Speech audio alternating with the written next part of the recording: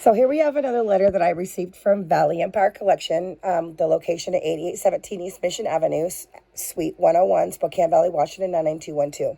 Dated February 24, 2026. And of course, first of all, my name is all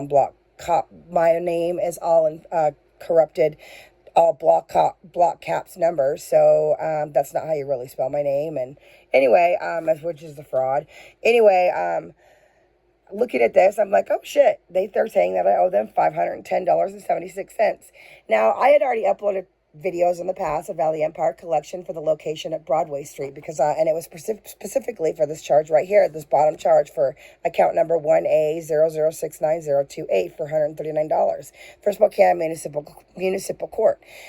This was actually from Planted number 2 that I was in, and it was a setup where I was hit by an F-150, and they tried to pin it on me, claiming that I was driving erratically and I was speeding, and and so they tried to pin it on me that when the guy actually intentionally hit me, and but that didn't work out too well for them because in my hearing.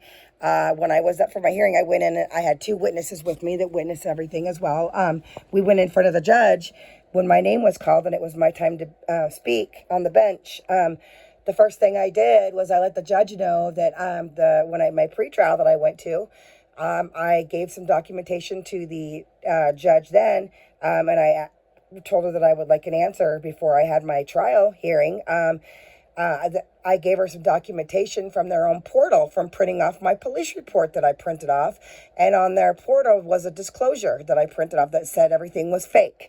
And so I asked her, I said, because I said I shouldn't even be in this hearing right now because I wasn't even at fault. This was a setup. And I said, can you answer why your own portal says everything is not true? And she said that she couldn't answer me, that she would go ahead and notate that in my file, so for the judge to read at my trial hearing. And I said, okay, that's fine. So when I had my trial hearing, when I got called up, I went up onto the bench, and the first thing I told the judge that was seeing me was that I turned in a documentation to prove everything, that I printed off from their own portal from requesting my police reports. There was several disclosures. One of those disclosures says everything was fake.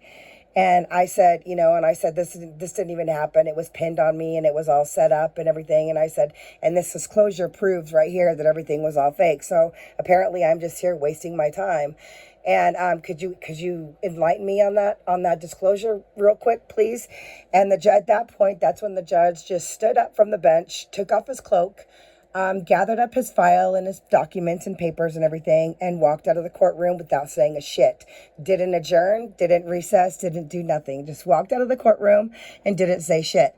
Well, me and my 2 witnesses that were with me in the hearing, we waited there for a good 15 minutes before we left because we were the only ones left in that courtroom, and nobody was in there. So we ended up leaving because when a judge just walks off a bench like that, that means you owned that courtroom and you owned that judge. And they couldn't even answer me. They couldn't do shit. He just walked out of the courtroom. And so after that happened, I had got a letter from Spokane Valley Collection saying that I owed them money.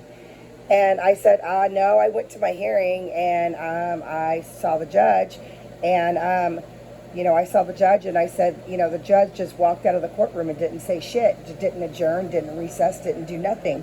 And I had proof that everything was all fake, which I still do. I've got all that documentation, all the original documentation of everything still. So anyway, that's for that $139 charge. I was planted at number 2 when I was hit by the F-150 about 3.5 weeks after planted at number 1 when I had my hospital release.